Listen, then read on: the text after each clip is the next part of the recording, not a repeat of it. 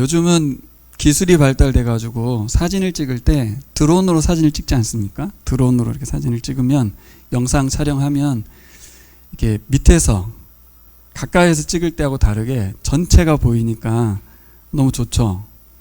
기술력의 발달이 참 좋습니다.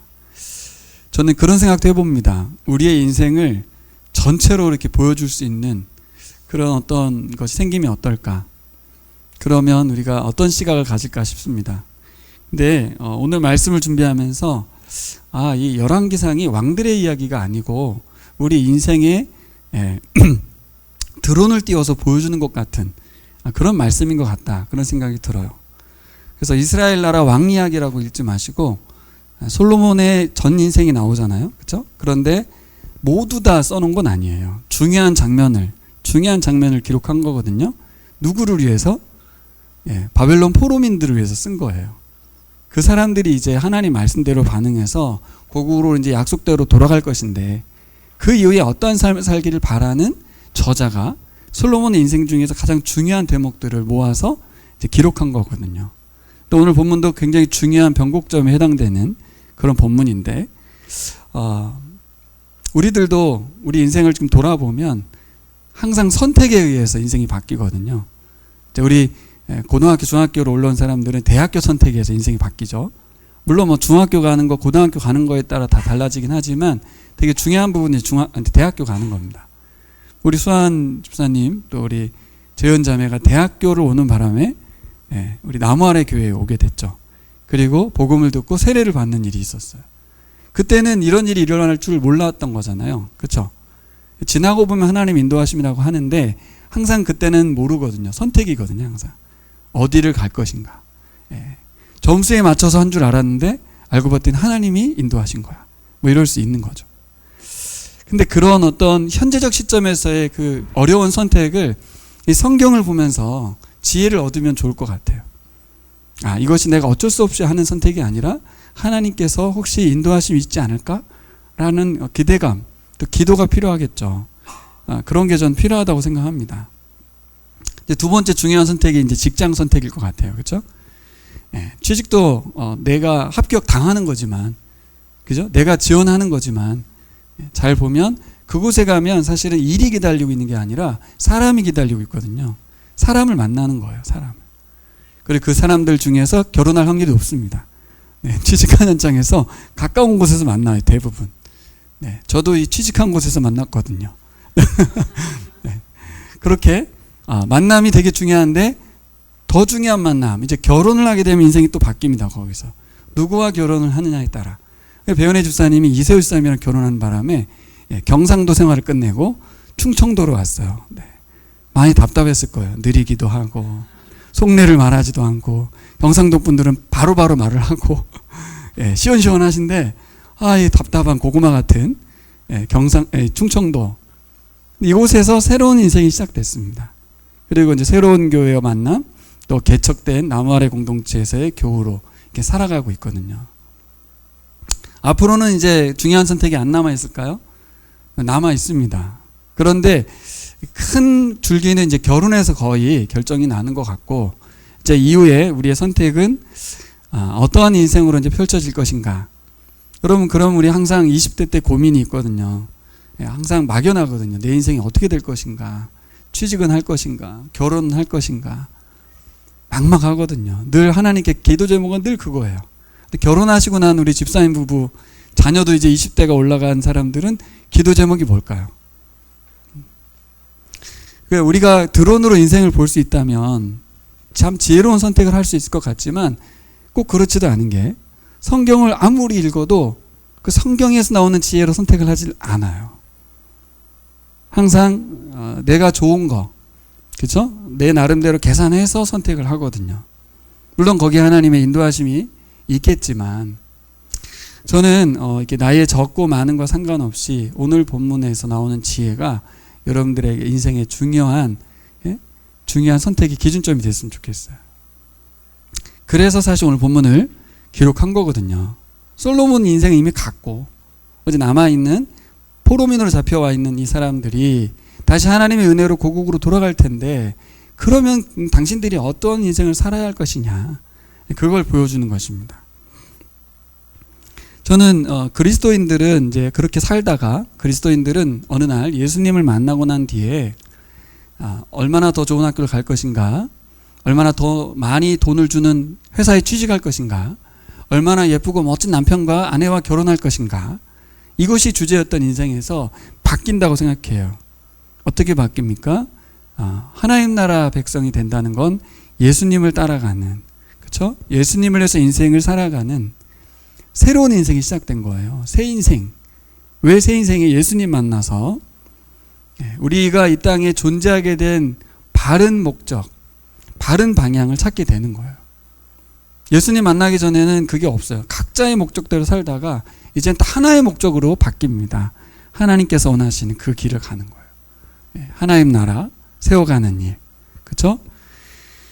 그래서 여러분 출생하면 제일 처음 소속되는 곳이 가족인 것처럼 이제 거듭나면 소속되는 것이 교회거든요. 교회에 소속되어서 교회가 이 땅에서 하나님 나라를 세워가는 일에 함께 가족이 돼서 하나님 나라를 힘써 가는 겁니다. 그게 바른 길이고 바른 방향인데, 문제는 살아가다가 자꾸 이전에 내가 거듭나기 전의 삶의 방향과 목적으로 회귀하려는 자동적인, 그렇죠? 그런 모습이 있고요. 또 아까 비교한다는 얘기도 있었지만, 다른 사람들이 이렇게 잘 나가는 걸 보면 배가 아프면서 내가 뭔가 손해보고 있는 것 같은, 예수 믿은 게 뭔가 문제가 있는 것 같은, 그래서 유혹도 오고요. 또 고난도 옵니다. 그래서 바른 방향과 목적을 찾았는데 그 길로 가다가 고난이 오면 그걸 포기하기도 합니다. 그냥 이대로 살다가 죽자. 내가 무슨 부귀 영화를 보겠다고, 내가 다윗과 같은 영광을 추구한다고 그 신앙을 내려놓을 때도 있고, 또 신앙의 위기를 맞기도 합니다. 오늘 솔로몬은 위기가 왔어요. 어떤 위기입니까? 성공의 자리에 앉은 거죠. 오늘 1절이 말하고 있죠. 성전도 짓고 왕궁도 짓고 자기가 하고 싶은 거 다 했어요. 다. 이 얘기는 인생의 최고의 정점에 올랐다는 얘기죠. 우리도 그런 거 해보고 싶죠. 그런 날이 왔으면 좋겠죠. 근데 제가 들은 얘기 했지만 사실은 오늘이 최고 정점일 수도 있어요. 더 이상 올라가지 않은 채로 여기가 최고 정점일 수 있다는 생각을 오늘 하셔야 돼요. 내 생애 최고의 순간은 오늘이다. 그렇게 여기라는 게 아니라 실제일 수 있어요. 내일 아플 수도 있고, 내일 사고가 날 수도 있고, 어떤 외부적 요인에 의해서 내 인생의 하강 곡선을 그릴 수도 있어요. 이 최고의 정점에서 어떤 일이 벌어졌는지 오늘 그걸 살펴보려고 합니다. 자, 오늘 하나님께서 솔로몬 왕에게 찾아오시죠. 찾아옵니다. 찾아오셔서, 그것도 꿈에 찾아오셔서 말씀하신 내용이에요. 하나님이 찾아오신 방식이 꿈이었다는 거. 이 방식은 전에 한번 하나님이 찾아오셨던 장면이 생각나죠? 기브온 산당에서 1000번제를 드렸을 때 꿈에 하나님이 나타나셔서 말씀하시잖아요. 자, 꿈을 꾸던 시기가 참 중요한데 오늘 1절은 뭐라고 그래요? 성전과 왕궁 건축이 끝난, 그리고 추가로 어떤 말을 해요? 자기가 이루기 원했던 모든 것을 마친 때, 성공의 자리에 앉았을 때, 마치 김연아 선수가 밴쿠버 올림픽에서 금메달 땄을 때죠. 더 이상 소망이 없어요. 러시아에서 사실 좀 뺏겼죠, 금메달을. 근데 두 번째 금메달이라는 건 의미가 없어요, 사실. 그 딱 한 번의 금메달이 가장 의미 있는 거거든요. 그 다음은 그냥 큰 느낌은 없었을 거예요, 아마.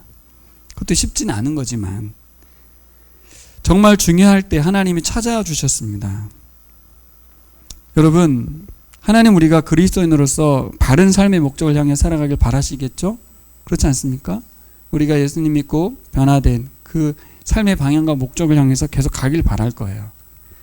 그것이 가난한 상태든 부한 상태든 고난의 시기든 성공의 시기든, 혹은 하나 더 말하면 평범한 일상이든 간에 우리는 어떤 조건을 따지거든요. 상황이 이렇게 되면 내가 바른 길을 가리라.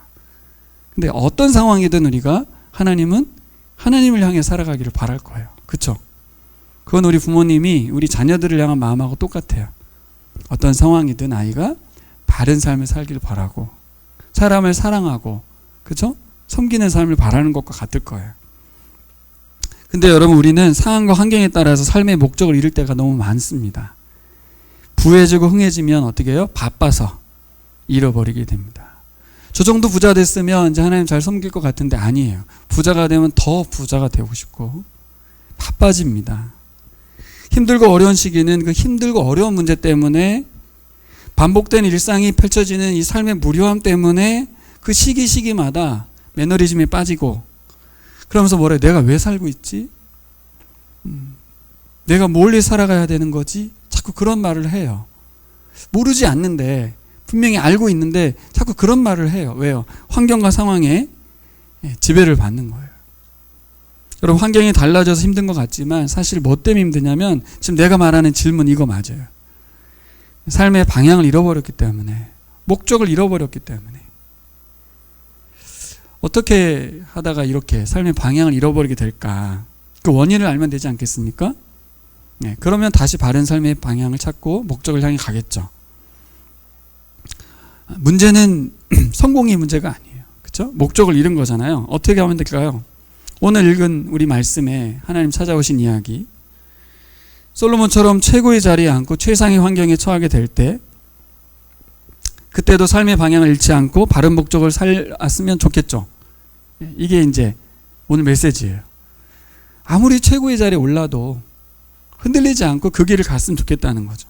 반대로 우리의 삶이 고난과 어려움의 시기가 와도 역시 흔들리지 않고 무너지지 않고 꿋꿋하게 그 길을 갔으면 좋겠죠. 이게 바로 열왕기 저자가 바벨론 포로민들에게 해주고 싶었던 말이에요.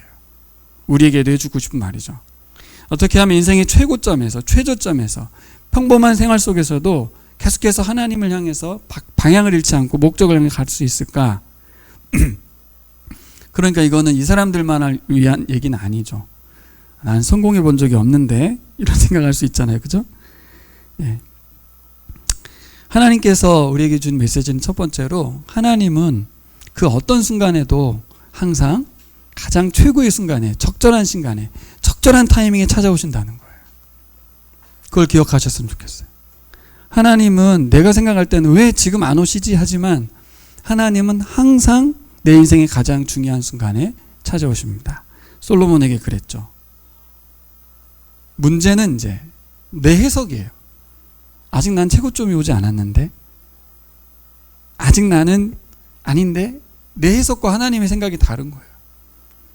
이게 만약 오늘 두 번째 꿈꾸는 사건에서 하나님 찾아오신 것이 인생이 굉장히 중요한 상황인 걸 알았다면 솔로몬은 정신 차렸을 텐데 그럴 수가 없어요. 우리 현실을 살아간 우리에게는 그럴 수가 없어요.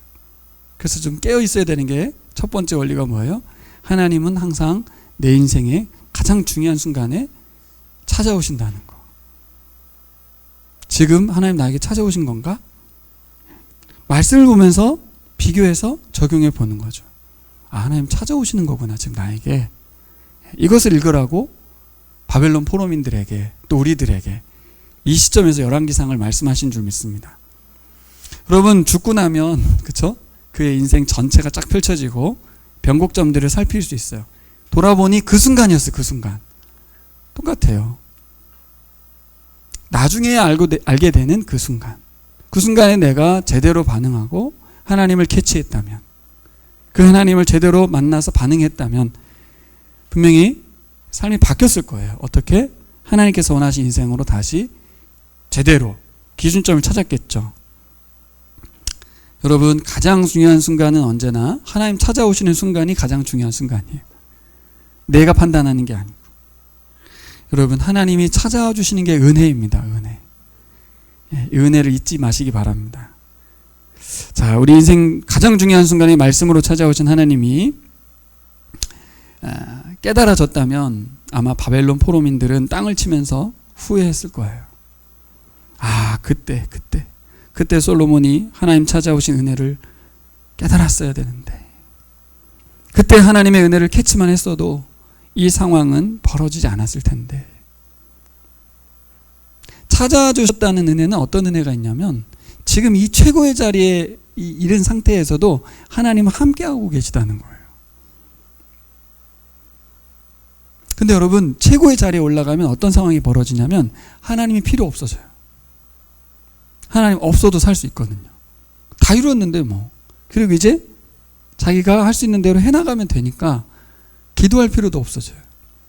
근데 그 순간에도 하나님 찾아오셨다는 게 되게 중요해요. 여러분, 이번 특별 새벽 예배를 통해서 우리에게 찾아와 주신 하나님 말씀 앞에 우리가 어떤 마음인지 생각해 보면 좋겠어요. 내 인생의 가장 중요한 순간에 솔로몬처럼 찾아오신 게 아닐까. 제가 이렇게 적용이 되더라고요. 오늘이 은혜의 순간임을 캐치하신 여러분 되시기를 바랍니다. 언젠가 하나님이 바울에게 찾아온 것처럼 나에게 찾아오시겠지. 그런 일은 없어요. 없다는 말이 뭐예요? 그런 거 기대하다가 오늘을 놓치는 거예요. 오늘 하나님 주신 말씀들을 놓치고. 이렇게 3주간 특별히 이렇게 하나님의 말씀을 이렇게 길게 듣는다는 게 쉬운 일이 아니고 특별한 일인데, 사실 하나님이 이 특세를 통해서 뭔가 우리 인생에, 우리 교회에 말씀하시고 싶은 것이죠. 솔로몬은 찾아와 주신 하나님의 은혜를 놓쳐버렸습니다. 결국 그는 자신의 인생의 방향을 잃어버렸어요. 목적도 잃어버렸습니다. 결국엔 그는 남들처럼 이방 나라의 왕이 되어버렸고, 이방 나라의 길을 걸어서 인생을 마감한 뿐더러 나라 망하게 한 주범이 되어버려요. 세상 최고의 지혜 임금이라고 해서 지금도 솔로몬이라는 이름을 쓰죠. 네, 솔로몬이라는 재판이 유명하잖아요. 엄청 추앙받는데 솔로몬은 그런 존재가 아닙니다. 하나님을 놓치는 바람에 인생을 엉망으로 살았고 나라를 망하게 했어요. 여러분, 하나님 은혜를 생각할 때 여러분, 하나님 은혜를 우리는 과거형으로 기억하는 사람이 너무 많습니다. 이스라엘 백성이 어떻게 합니까? 출애굽의 은혜를 기억하죠. 유월절 사건, 장자재앙, 그 다음 뭐예요? 홍해의 은혜를 기억합니다. 나를 구원해 주신 놀라운 은혜, 감격했던 그 순간을 자꾸 이야기합니다. 우리가 그때 그 구원의 감격, 뜨거움, 정말 뜨거웠지. 그때 정말 순수했는데, 이 얘기를 하는 거예요. 하나님 은혜는 항상 언제요? 과거형으로 기억이 되고 있어요. 중요합니다. 중요하죠. 구원받았던 은혜를 기억하는 건 굉장히 중요해요. 그래서 이스라엘 백성이 계속해서 이스라엘의 하나님은 출애굽의 하나님이라고 소개를 하거든요. 굉장히 중요한데, 그 놀랍고 일방적인 은혜가 너무 중요한데 우리가 놓치면 안 되는 게, 하느님이 계속해서 이스라엘에게 과거형의 은혜가 아니라 계속해서 함께 하시면서 은혜 베푸시고 계시다는 걸 놓치면 안 되는 거예요. 그게 시작점이라는 것과 변곡점이라는 걸 기억하는 것도 중요하지만 계속해서 지금도 은혜를 베푸시고 계시다는 거. 그래서 뭘 놓치면 안 돼요? 현재의 은혜를 놓치면 안 됩니다. 현재의 은혜. 이 현재의 은혜를 얘기한다는 건 어떤 의미가 있냐면, 하나님이 그때부터 시작해서 계속 은혜 베푸셨다는 걸 고백하는 거예요. 근데 과거에 언제 한 번만 생각하고 마음이 안 되고, 현재의 은혜는 계속해서 은혜 베푸셨다는 거. 또 이것은 어디와 연결된, 우리의 미래와도 연결되어 있습니다. 우리의 10년 후, 20년이 지난 시점. 우리 수원형제에게 20년 그래봤자 42살이거든요. 네. 42살, 20년 굉장히 긴 시간인데 20년 뒤에 42살이 됐을 때, 그때 과연 나는 어떻게 살고 있을 것인가? 이 현재 은혜와 연결되어 있습니다. 현재 은혜를 기억해야 미래에 20년 뒤에 다시 20년 전을 회고해서, 그때 내가 나무 아래 교회에 갔었고 거기에서 믿음을 갖게 되었고 회심해서 새 인생을 시작했는데, 그 이후로 20년 동안 하나님 나에게 어떻게 하셨는지를 기억하게 될 건데, 그것은 오늘에 달려 있는 거예요. 오늘의 하나님의 은혜를 기억하는 것에 달려 있습니다. 그러니까 오늘의 은혜는 과거와 연결되어 있고 미래와도 연결되어 있다는 걸 기억하셔야 돼요. 하나님이 사용하신 방법이 있습니다. 오늘의 은혜를 기억하게 하고 미래에도 하나님의 은혜를 기억하게 할 수 있는 하나님이 사용한 방법이 뭐죠? 무엇입니까? 계속해서 이스라엘 백성들에게 뭐라고 했냐면, 여호수아부터 계속 그렇게 말합니다. 모세의 유언이 뭐예요? 말씀을 기록하여 가까이 두라. 신명기의 왕의 첫 번째 명령이 뭐냐면 말씀을 등사하여 가까이 두라 하였어요. 하나님의 말씀을 가까이 두고 읽고 묵상하라. 그리고 말씀을 기억하라 하였어요. 성경 말씀을 읽고 묵상하는 삶이 오늘의 은혜를 기억하는 첫 번째 원리입니다. 두 번째는 나의 삶에 벌어지고 있는 일상의 삶의 은혜를 기록하는 거예요. 두 가지를 다 하셔야 돼요. 첫 번째는 뭐예요? 성경을 읽고 묵상하면서 그 하나님의 은혜를 옛날 사람의 은혜가 아니라 거기서 원리를 발견하는 거죠. 그래서 그 원리로 오늘의 하나님 나에게 부어진 은혜들을 기록해 가는 거예요. 똑같이. 하나님이 이스라엘 백성의 역사를 기록한 것이 다른 게 아니에요. 모세의 인생을 기록한 것이고, 그렇죠? 여호수아의 인생을 기록한 거거든요. 그게 다 하나님과 연결된 것이기 때문에 이스라엘 공동체와 연결되어 있었어요. 이 열왕기상에 나와 있는 왕들의 이야기도 마찬가지예요. 왕들의 이야기인 것 같은데 잘 보면 하나님이 그 왕들을 통해서 이스라엘 백성 전체와 함께한 이야기고, 결국 나의 이야기도 내 개인의 어떤 삶의 이야기인 것 같지만 우리 가족과 우리 교회와 나와 함께하고 있는 많은 관계들 속에서의 이야기로 하나님이 어떻게 일하셨는지, 나를 통해서 어떻게 일하셨는지가 드러나는 거예요. 제가 3년 전부터 감사의 기도와 글을 쓰고 있는데, 처음엔 진짜 단순히 지극히 개인적인 이유고, 우리 교우들을 코로나 시기에 흔들리지 않고 믿음을 굳게 하려고 시작했는데, 이게 묵상과 기도와 감사글이 함께 되면서 우리 교회가 3년간 하나님이 어떻게 일해 오셨는지, 저의 변화와 성장에 따른 우리 교우들의 삶의 변화와 성장, 교회의 성장에 대한 이야기로 기록되어 있는 걸 볼 수 있어요. 근데 이게 만약에 없었다면 어떻게 됐겠습니까? 은혜를 기억할 수가 없어요. 은혜를 기억할 수가 없어요. 하나님은 괜히 성경 쓴 게 아니거든요. 여러분, 기억의 흐릿함보다 기록의 선명함이 기억의 제일 좋은 방법입니다. 하나님의 은혜를 기록해야 돼요. 하나님이 모세를 통해서 이스라엘에게 베푸셨던 그 은혜의 순간을, 그 하나님의 일하심을 기록해서 후손에게 전달해 준 것처럼, 열왕상에 있는 하에 있는 이 왕들의 이야기들 대부분은 실패 이야기입니다. 이런 실패 이야기들을 기록해서 후손에게 전달했던 것처럼, 여러분, 우리의 삶의 일상 가운데 특별히 임해서 은혜 베푸셨던 그 스토리들을 기록하는 것은 단순히 개인의 유익을 위한 게 아니라 하나님 나라의 은혜를 기억해서 내가 많은 사람들과 연결되어 있는 영향력 있는 사람이라는 것을 깨닫게 되는 거예요. 여러분, 기록해야 기억을 하는 거고, 그래야 우리 자손들도 그 기록을 보고 하나님을 만나는 거예요. 하나님을 기억할 수 있어요. 제가 이 말씀 왜 드리냐면, 이제 우리 세대가 좀 더 지나서 한 20년, 30년 뒤에 사람들을 한번 생각해 보자고요. 지금도 MZ세대가 성경을 읽고 듣고 배우는 거에 대해서 엄마 아빠와의 관계에서 트러블이 많아요. 너무 꼰대다. 그 성경 이야기 어떻게 이 시대에 적용이 되냐. 많은 다른 해석들을 내어놓고 있거든요. 이 시대 사람들이. 근데 30년 지나면 어떻게 되겠습니까? 크게 다르지 않아요. 더 심해지겠죠. 더 심해질 거예요. 다 각자의 하나님의 자리에 앉아서 하나님을 판단하고, 말씀은 정말 저기 박물관에만 있는 고전이 될 거예요. 어떻게 그것이 살아계신 하나님의 역사심으로 인식될 수 있을까요? 대한민국 사람이 이스라엘 역사를 가지고 어떻게 우리의 역사와 우리가 하나님 나라의 역사라고 말할 수 있을까요? 그것은 저는 다른 게 아니라고 봐요. 우리의 신앙의 선배인 분들이 그 인생을 하나님의 은혜로 하나님 역사 가운데 살아가는 것을 보면서 확인했거든요. 성경만 보고 하는 게 아니에요, 사실은. 사람을 보고 판단하는 거거든요. 사람을 보고 믿는 거예요, 사람을 보고. 저분을 보니까 하나님 살아계시구나. 그 방법밖에 없어요. 뭘로 확인하겠습니까, 우리가?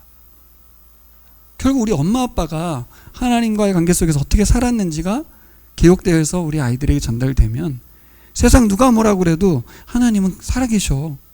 그 증거가 우리 엄마 아빠고 우리 신앙의 선배님들이야.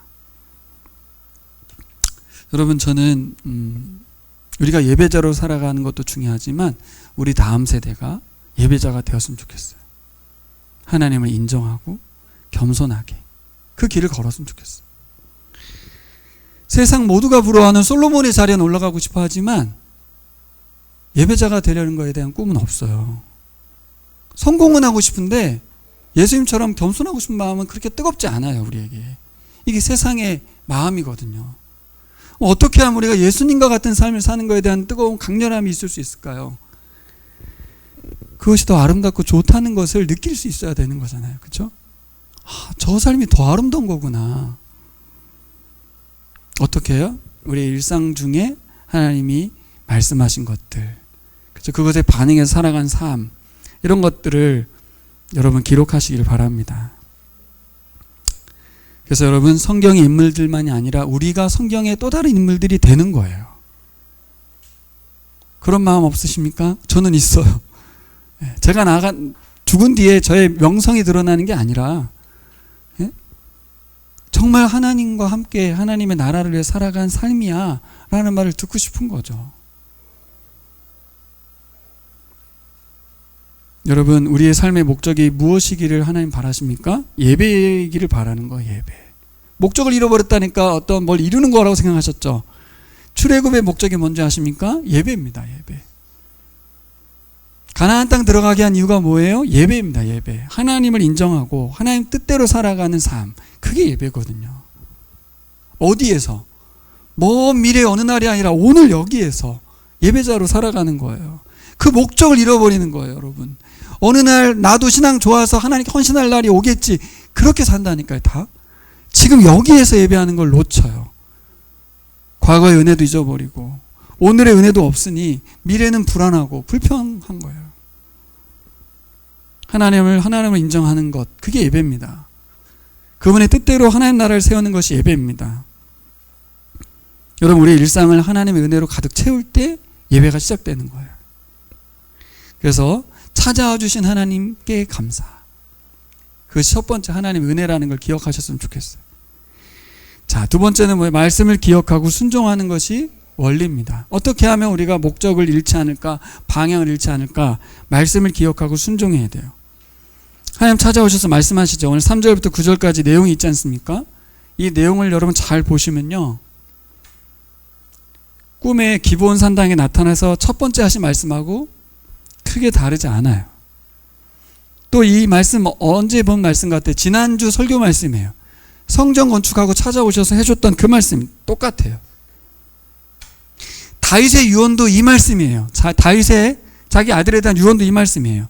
말씀을 가까이 하고 말씀 순종해야 된다. 그거 어기면 안 된다. 말씀대로 살면 왕권이 계속 이어질 거야. 계속 똑같은 말이에요. 근데 이 말씀 또 어디에 나와 있냐면 여러분, 신명기 말씀에도 똑같이 나와요. 어떤 나라가 돼야 되는지, 왕은 어떤 사람이어야 되는지 하나님의 말씀이 계속 똑같습니다. 그래서 하나님께서는 자기 백성 이스라엘과 어떤 관계로 지내고 싶으신지, 그 중심에 사람 왕이었던 솔로몬이 어떤 역할을 감당해야 되는지 똑같아요. 똑같아요. 이 똑같다는 얘기를 뭘 하고 싶은 얘기냐면, 제가 말씀은 반복입니다. 반복. 말씀이 다르지가 않아요. 좀 달랐으면 좋겠어. 우리 엄마 아빠가 좀 다른 말 좀 했으면 좋겠는데 똑같은 얘기만 해. 잔소리가 되거든요. 반복되는 말씀. 하나님 아버지는 계속 반복, 당부, 또 당부, 여러 번 반복해서 말하면 어떻게 합니까? 지루하죠. 안 들리기 시작합니다. 나중에 어떻게 돼요? 지루가 넘어서 지겹습니다. 막 똑같은 얘기를 왜 이렇게 많이 하는 거야? 다 알아, 다 알아. 솔로몬도 지루하고 지겨워진 거예요. 그래서였을까요? 솔로몬은 반복해서 주신 하나님 말씀, 귀가 따갑게 들은 하나님 말씀을 불순종합니다. 성전 건축 이후에 하나님 찾아오셔서 하셨던 말씀 기억하시죠? 지난주 설교입니다. 뭐가 중요한지 말했잖아요. 건물이 아니다, 형식이 아니다. 뭐예요? 하나님 말씀대로 살아가는 것이다. 거기서 드려지는 제의가 중요한 게 아니다. 무엇보다 중요한 건 하나님의 뜻이었어요.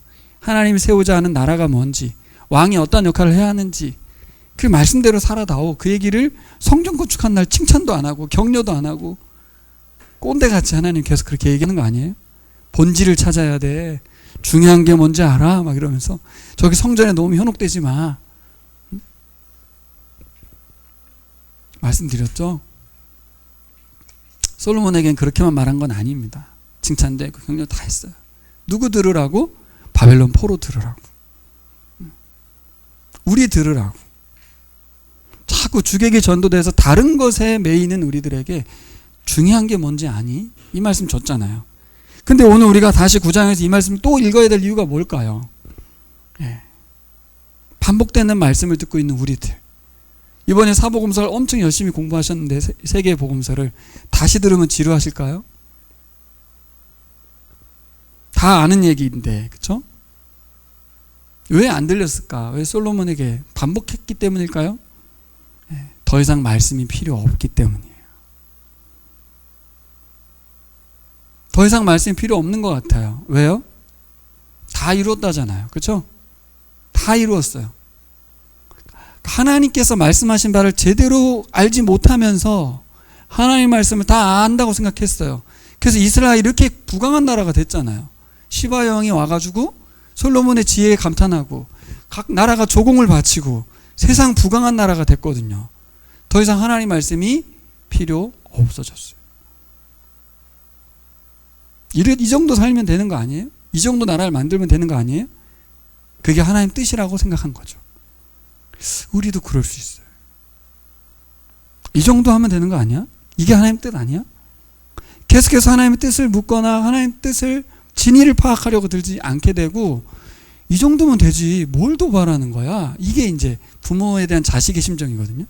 엄마 나한테 뭘 원하는 거지? 중요한 게 빠졌어. 생각해봐. 아, 내가 다 했는데? 세상 봐봐. 저 사람들 비교하면 난 잘하고 있는데? 이렇게. 그렇잖아요. 어떻게 하면 반복된 말씀이 우리 가슴에 들릴 수 있을까요? 어떻게 해야 그 말씀이 무뎌지지 않고 순종할 수 있을까요? 세 가지를 말씀드리고 싶어요. 첫 번째는 3절인데요. 3절 같이 읽어보겠습니다. 9장 3절 같이 읽겠습니다. 그에게 말씀하셨다. 네가 나에게 한 기도와 간구를 내가 들었다. 그러므로 나는 내가 내 이름을 영원토록 기리려고 지은 이 성전을 거룩하게 구별하였다. 따라서 내 눈과 길과 마음이 항상 이곳에 있을 것이다. 네. 여기서 뭘 읽어야 될까요? 첫 번째 원리는 하나님의 마음이 내게 집중되어 있다는 것을 깨달아야 되는 거예요. 하나님 나에게 마음을 두고 계신다는 걸 알아야 돼요. 이게 어느 정도 나이가 먹고 그러면 부모님이 나에게 대한 마음은 별로 관심이 없습니다. 연인에 대한 관심이 이제 생기면서 하나님 아버지께서 나에게 관심을 두고 계시다는 것에 대해 자꾸 놓쳐버려요. 근데 솔로몬이 세상 부러울 거 없는 사람이 된 이후에 하나님 나에게 관심을 두고 있다는 것에 대해서 가볍게 여기기 시작했어요. 그래서 하신 말씀일 거예요, 지금. 그렇지 않아요? 하나님 이 말을 왜 하냐고요? 내가 네 기도 다 들었어. 그렇죠? 그렇게 말하잖아요? 그리고 내 간구를 들었다는 거 아니에요, 그죠? 내가 들었어. 그리고 내가 네 기도대로 내가 항상 여기 이 성전에 내 이름을 둘 거야. 하나님 내 기도에 귀를 기울이고 계시죠? 여전히. 성공의 자리에 있어도. 내 마음의 생각에 관심이 많으세요. 다 알고 계신 거예요. 지금 알고 계시니까 와서 말하는 거예요. 지금 솔로몬이 딴 생각하고 있거든요. 정치적인 이 나라를 더 부강하기 위해서 어떤 나라와 조약을 맺고 어떻게 해야 되고 그것에 사로잡혀 있는 그에게 하나님은 난 너한테 관심이 있어. 이 무슨 말입니까? 솔로몬은 하나님께 관심이 없어요. 지금. 계속해서 나와 함께하고 싶다고 말씀하죠. 이 성전이 왜 지은 건데요? 하나님 함께하려고 지은 건데. 솔로몬은 성전에다 하나님을 가둬버리고 자기 왕궁에서 다른 짓을 하고 있었어요. 하나님은 성전에 그냥 가둬버렸어요. 무소부재하시고 언제나 함께 하신 하나님을 성전에 가서 아침 저녁으로 인사는 하는데 하나님은 뭐요? 신으로 만들어 버린 거예요. 살아계신 하나님이 아니라 이방신처럼 대우했어요. 계속 제물을 바치고요. 우리 신앙이 이럴 수가 있어. 이거 정말 위험한 겁니다. 하나님을 타종교의 신처럼 만들 수가 있어요. 정신 바짝 차려야 돼요. 하나님은 계속해서 나와 인격적으로 함께하고 싶어 하시고 그렇게 말씀하고 다가오시는데 우리는 계속해서 우상을 섬기던 하나님을 대할 수 있어요. 여러분, 이 솔로몬에게 해당하는 얘기만이 아니라 우리에게도 해당되는 얘기입니다. 하나님이 뭐라고 그래요? 내가 너의 기도를 들었어. 내가 너의 기도대로 내가 일하고 있어. 이 무슨 말이에요? 하나님이 나를 통해서 계속해서 하나님 나라를 세워가고 계시다는 이야기입니다. 두 번째 원리는 뭐예요? 5절에 나와 있습니다. 5절 가보겠습니다. 그리하면 내가 내 아버지 다윗에게 이스라엘 왕좌에 앉을 사람이 그에게서 끊어지지 아니할 것이라고 약속한 대로 이스라엘을 다스릴 네 왕자를 영원히 지켜주겠다. 5절은 어떤 의미냐면 하나님이 꿈꾸신 나라에 우리의 마음도 동의가 되어야 된다는 걸 말하고 있어요. 자, 이 말 문자 그대로 보면 어떻게 되어 있어요? 순종하면 다윗의 왕위를 대대로 견고하게 하겠다. 다윗의 언약이거든요. 다윗 왕한테 했던 약속을 계속 솔로몬에게도 주는 거예요. 근데 중요한 게 있어요. 아버지 다윗에게 이 약속을 왜 줬느냐는 거죠. 문자만 기억하면 안 되고 왜 이 말씀, 이 약속을 줬냐는 거예요. 왜요? 왜? 말씀대로 순종해서 왕이 하나님의 통치를 제대로 이어가면 어떤 결과가 초래하기 때문에 이 말 그대로 이 다윗 왕가가 계속되는 게 중요한 게 아니고요. 다윗 왕가가 계속됨으로 해서 어떤 일이 벌어지냐고. 이게 중요한 거예요, 여러분. 왕권이 계속 이어지는 것이 중요한 게 아니고. 그래서 너의 아버지 다윗처럼 살아라. 이 말이 왜 한 거냐고요. 그러면 어떤 결과가 나오죠? 하나님의 나라가 확장되거든요. 하나님의 백성들이 많아지는 거거든요. 이방 나라들이 다윗의 나라를 부러워해서 하나님께로 나오게 되거든요. 이게 다윗의 왕가가 계속되길 바라는 하나님의 뜻이지 괜히 다윗 왕조가 계속되길 바라는 게 아닙니다, 여러분. 뭐의 마음을 잡아야 돼요? 예? 이 말씀대로 순종하면 하나님이 복 준다고 약속했지. 이게 아니고 말씀대로 살면 우리가 복의 통로로 사용된다는 복을 약속한 거거든요. 이 하나님의 마음, 하나님의 동기에 대해서 여러분 마음이 동하셔야 돼요. 백성들은 그 왕의 통치를 받으며 살아가기 때문에 하나님 나라의 복을 누리겠죠. 결국 우리가 이 반복된 하나님의 말씀 속에서 뭘 발견해야 돼요? 하나님이 꿈꾸시는 나라, 하나님 펼치시고 싶은 세상, 그 일에 내가 동참하는 즐거움, 그렇죠? 하나님 말씀하신 하나님 나라의 그림을 보셔야 돼요. 그 흥분을 보셔야 돼요. 자, 하나님 마음은 어떤 거예요? 지금 솔로몬이 성전도 짓고 왕궁도 짓고 나라를 엄청 부강하게 만들어 놨잖아요. 이제 이 사람이 하나님 말씀대로 순종해서 왕의 통치를 잘하면 세상 많은 나라들이 하나님을 섬기는 나라가 될 거라고요. 계속 똑같은 말씀을 반복하는 게 아니라 하나님의 비전을 계속해서 확인시켜 주는 거예요. 네가 이제 이대로만 가면 돼. 흐트러짐 없이 하나님 말씀대로 살아야 돼. 그래서 결과적으로 벌어지는 하나님 나라에 대한 그 꿈을 하나님은 갖고 말하고 있는데 솔로몬은 어떻게 들어요? 네, 네, 알겠습니다. 이렇게. 하나님 약속하셨으니까 지키겠지. 하나님 변심하는 분이 아니야. 내 아들 대대로 이 왕가를 계속 이어주시겠지. 우리 신앙생이 이럴 수 있습니다, 여러분.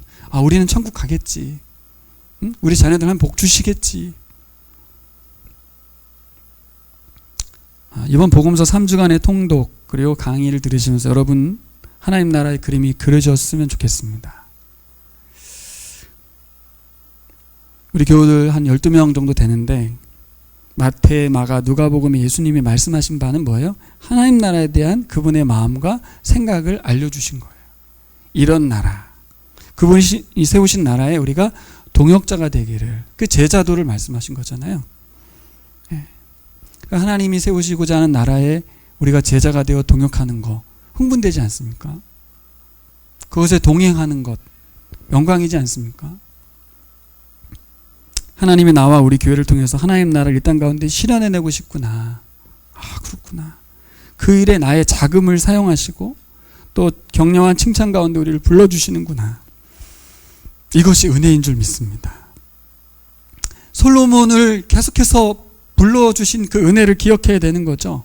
그래야 우리가 삶의 목적을, 삶의 방향을 잃지 않는 원동력을 가질 수 있어요. 말씀에 대한 부분을 잘 들어야 되는 거죠. 그게 세 번째 원리입니다. 심판의 원리를 말하죠. 3절부터 9절까지 나와 있는 심판 이야기. 뭐라고 되어 있어요? 말씀에 불순종하면 심판을 피할 수 없다. 경고하시죠. 근데 이 내용을 잘 보시면 하나님이 너무 미래를 잘 보시고 계신 것처럼 이 성전이 무너질 것이고, 그죠? 나라가 망할 거라는 얘기를 미리 하시는 것처럼 하고 있어요. 사실 이 말은 정말 하나님이 이렇게 말했을까 싶을 정도로 바벨론 포로민들은 하나님 그때 그 말씀을 하셨구나. 이 성전이 아무리 화려해도 하나님 말씀대로 하지 않으면 다윗 왕가가 무너지는 것은 물론이고 성전조차 무너져서 이방 사람들이 조소 섞인 비아냥될 거라는 거죠. 그 출애굽의 하나님은 뭐하는 하나님이길래 저 나라 저 성전이 저렇게 무너졌냐 하는 거죠. 왜 그래? 고대 근동에서는 성전이 곧 그 나라거든요. 그 신이 곧 그 나라거든요. 성전이 무너졌다는 얘기는 여호와 신의 패배를 의미하는 거죠. 조롱 섞인 말을 할 건데 뭐라고 조롱한다 그래요? 하나님을 조롱하는 게 아니라 백성들이, 그죠? 백성들이 자기 신을 버리고 이방 신을 섬겼기 때문이다 라고 조롱할 거라는 거예요. 자, 이런 일이 왜 벌어지는 거죠? 이게 지금 경고를 잘 들으셔야 돼요. 잘 보면 이게 어떤 얘기를 하고 있는 거냐면 백성들이 하나님을 섬기지 않고 이방 신을 섬겨서 저 모양이 된 거야 라는 소리를 듣는다는 거예요. 왜 이런 일이 벌어집니까? 솔로몬 때문입니다. 솔로몬 왕에게 하는 말 아니겠어요 지금? 솔로몬 왕, 네가 하나님 말씀대로 제대로 통치하고 제대로 반응하지 않으면 백성들 모두가 하나님을 버리고 이방신을 섬겨서 결국 욕먹게 될 거야. 그죠? 솔로몬 왕 욕먹는 게 아니고 백성들 모두를 그렇게 만들어버릴 거라는 엄청난 경고를 한 겁니다. 마치 한 사람 아담의 범죄로 인해서 온 인류의, 그죠? 자연세계까지 불순종의 피해를 다 보고 있잖아요. 그 한 사람, 솔로몬 왕의 불순종이 온 이스라엘이 망하고 성전이 무너지고 결국 포로로 잡혀오게 되는. 6절을 보시면 뭐라고 되어 있어요? 6절. 그러나 너와 내 자손이 나를 따르지 아니하고 등을 돌리거나 내가 내게 일러준 내 계명과 율례를 지키지 아니하고 곁길로 나아가서 다른 신들을 섬겨 그들을 숭배하며. 이거 뭐예요? 숭배할 거다. 뭐 이런 얘기가 돼요 사실은. 어떻게 하면? 너가 하나님 앞에 바로 서지 않으면. 어떤 경고예요? 우리 1세대 신앙인 우리가 바로 서지 않으면 우리 자녀들이 그렇게 된다는 얘기입니다. 우리 차세대가 그렇게 된다는 이야기예요. 여러분, 차세대가 미전도 종족이라고 부르는 거 아세요? 네. 제가 이번에 보라색 시대 어쩌다 참여한 어떤 목사님께 어떤 부서를 맡고 계십니까? 그랬더니 미전도 종족을 맡고 있습니다. 그래서 제가 깜짝 놀래가지고 선교부를 하시나 보죠?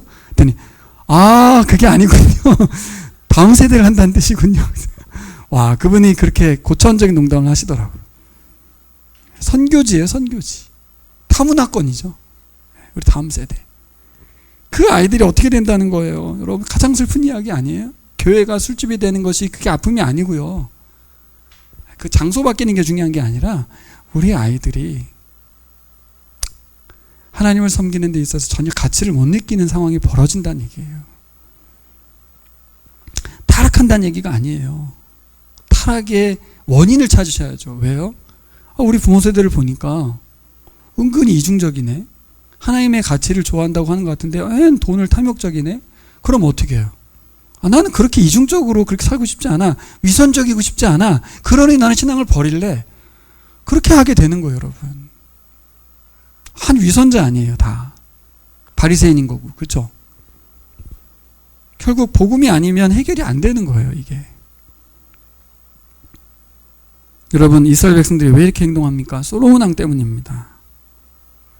오늘 말씀 심판의 본문을 잘 해석하셔야 되는 게 세 번째 원리를 잘 해석하셔야 돼요. 여러분, 이런 본문을 읽고 싶지 않죠? 예언서는 읽고 싶지 않습니다. 불편하거든요. 그게 우리가 잘못하는 거예요. 이게 하나님 심판한다는 말씀이기 전에 어떤 의미입니까? 말씀에 순종하지 않으면 이 세상이 어떻게 된다? 하나님이 없는 상태이기 때문에 무법천지가 된다. 그 얘기를 하는 거예요. 하나님을 섬기는 사람들이 사라지는 세상, 그게 뭐예요? 무법천지죠. 다 지가 하나님이고 지가 왕이어서 지멋대로 사는 세상, 무법천지가 된다, 그 뜻이에요. 그 피해를 누가 본다? 우리 자녀들이 본다. 우리 백성들이 본다. 그런 뜻입니다. 결국 그게 심판이에요.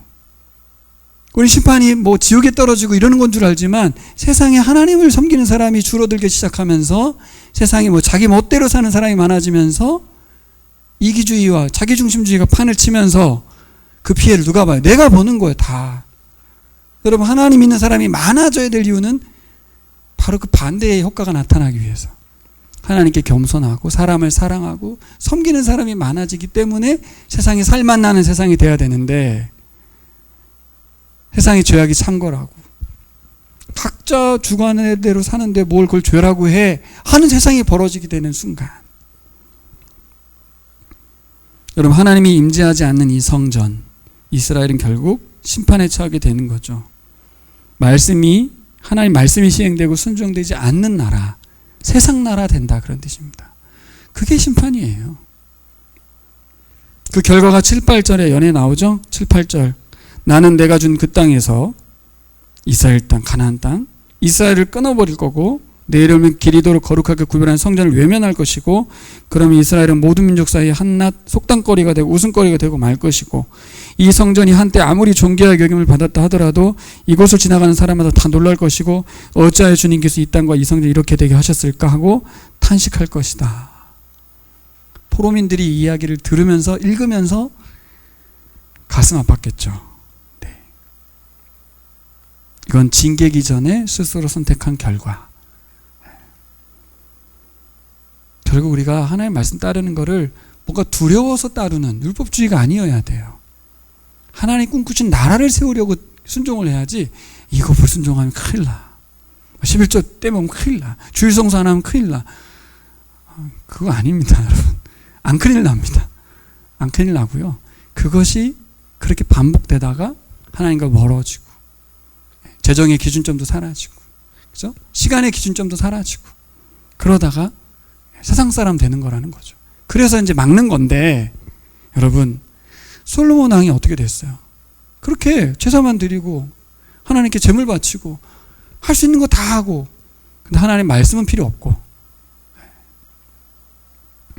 솔로몬 그의 인생의 방향과 목적이 세상으로 향하게 되면서 백성들이 영향을 받았습니다. 제가 마지막으로 드리고 싶은 건 이거예요. 어느새 저도 여러분들에게 영향을 주는 사람이 됐거든요. 여러분도 마찬가지일 거예요. 우리 자녀들에게 영향 주는 사람이고, 회사에서든 직장에서든 여러분이 은근히 영향을 주는 사람들입니다. 굉장히 중요한 사람들이에요. 말씀의 사람, 한 사람의 경청과 순종이 얼마나 중요한지, 그 관계된 사람들을 모두 하나님 나라 백성으로 만들 건지 아니면 세상 나라의 사람으로 만들 건지를 나의 말씀에 대한 반응, 그렇죠? 순종에 의해서 결정이 나는 거예요. 그러니까 우리는 개인의 인생이 아니라는 거죠. 솔로몬이 하나님께 세우신 왕이라는 걸 까먹으면 안 됐는데 자꾸 자기 인생에 매몰돼서. 여러분, 믿는 순간 우리는 교회입니다. 교회. 우린 공동체인 거예요. 나 개인이 아닙니다. 자, 말씀 정리해 보겠습니다. 여러분, 오늘 솔로몬 이 왕의 핵심 문제가 뭘까요? 말씀과의 거리였습니다. 말씀과의 거리가 하나님과의 거리입니다. 반복된 말씀의 은혜를 감사하면서 캐치했어야 되는데 못했죠. 늘 찾아오신 하나님이 당연하게 여겨졌죠. 예, 하나님께 예배드리는 게 당연한 게 아닙니다. 은혜의 망각이고 말씀에 대한 무지고 자기 욕심이 이룬 결과가 솔로몬이에요. 솔로몬이 성전 짓고 날마다 하나님께 예배드리고 기도하고, 그렇죠? 하나님이 은혜로 찾아와 주시고 반복된 말씀이 임하고, 그걸 자기가 하나님과 가까운 줄로 착각했다는 거예요. 말씀과 거리가 가깝다고 착각한 거예요. 여러분, 이거 정말 조심하셔야 돼요. 제일 조심해야 될 사람이 저겠죠. 난 하나님하고 가까워, 말씀과 가까워. 어떻게 하는 것이 말씀과 가까운지를 점검하는 방법일까요? 말씀을 주인으로 여기는지 말씀을 이용의 대상으로 만드는지, 딱 하나입니다. 솔로몬은 이제 더 이상 말씀이 필요 없어요. 왜요? 주인이 아니거든요. 이용의 대상인 거죠. 다 이뤘거든요. 솔로몬이 왕이 된 목적이 뭐예요? 성전 짓고 왕궁 짓는 거, 세상에 으뜸 가는 겁니까? 그게 아닌데, 우리의 목적이 세상에서 부와 명성까지 아니어도 아파트 한 채 정도 장만하는 겁니까? 제발 그 아파트 장만하는 거를 내려놓으셔야 돼요. 그게 모든 것의 목적, 인생의 목적이 되어버리거든요. 자녀들이 국립대 가는 거, 인서울 하는 거, 이런 거 이제 그만 내려놔야 돼요. 그건 우리의 인생의 목적이 아닙니다. 나의 가장 적절한 인생 타이밍에 말씀으로 찾아오시는 하나님께 감사할 줄 알아야 돼요. 또한 반복해서 말씀해 주시고 또 반복해서 말씀해 주신 하나님의 은혜를 캐치하실 수 있어야 돼요. 그리고 성경을 통해서 나와 우리 공동체를 향한 하나님의 마음을 묵상하셔야 돼요. 하나님이 그리고 계신 그 나라의 그림을 내 마음에도 같이 그려가셔야 돼요. 같이. 그렇지 않으면 말씀은 우리의 유의의 대상이 됩니다. 이용의 대상이 돼요. 아, 말씀 좋다. 이게 되는 거예요. 자칫 솔로몬처럼 은혜가 너무 커서, 말씀이 너무 흔해서 무너질 수 있어요. 더구나 우리 교회가 굉장히 반응력이 좋으시고 성실하시고 그러신데, 오늘 말씀이 그래서 우리 교회에게 참 합당한 말씀인 것 같다. 각자가 솔로몬이라는 생각을 하셔야 돼요. 많은 곳에서 선한 영향력을 미치고 계신 그 순간 하나님 말씀과의 거리를 잘 점검하셔야 돼요. 그래서 저는 제일 중요하다고 생각하는 게 일상입니다. 일상이 제일 중요합니다. 삶의 상황이 바뀌면 고난이 오거나 부해지거나, 그렇죠? 바빠지거나, 그러면 어떻게 은혜와 멀어질 수 있다는 거. 위험합니다.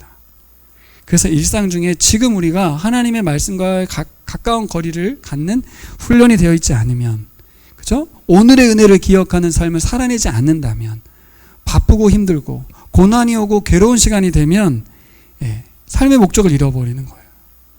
예비하지 않는다는 뜻입니다. 오늘 하나님께서 나에게 맡겨진 사명을 놓친다는 얘기예요.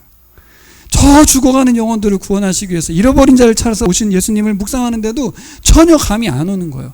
아, 내가 잃어버린 자를 위해서 살아야 되는데 왜 나만 왜 살았지? 이게 오지 않아요. 내가 지금 죽겠는데 무슨 잃어버린 자가 무슨 소용이야. 내가 가난한데 무슨 가난한 자를 돌보라고 그래. 이렇게 되는 거예요, 여러분. 정말 그런가요? 은혜를 잃어버리고 있잖아요, 지금. 하나님의 은혜는 없는 사람처럼 그렇게 말하고 있잖아요. 내 코가 석자인데 뭐 누구를 도와. 이게 뭐예요, 이게. 하나님의 은혜를 놓친 거예요. 여러분, 정말 우리의 삶의 환경이 달라져도 우리의 인생과 방향, 인생의 방향과 목적을 절대로 잊지 않기 위해서 여러분들 말씀을 가까이 하시기 바랍니다. 그리고 은혜를 기록하시기 바랍니다. 여러분 일상 중에 하나님과의 동행을 통해서 하나님 원하시는 바른 방향과 목적을 향해 살아가시는 우리 나무 아래 교우들 되시기를 축복합니다.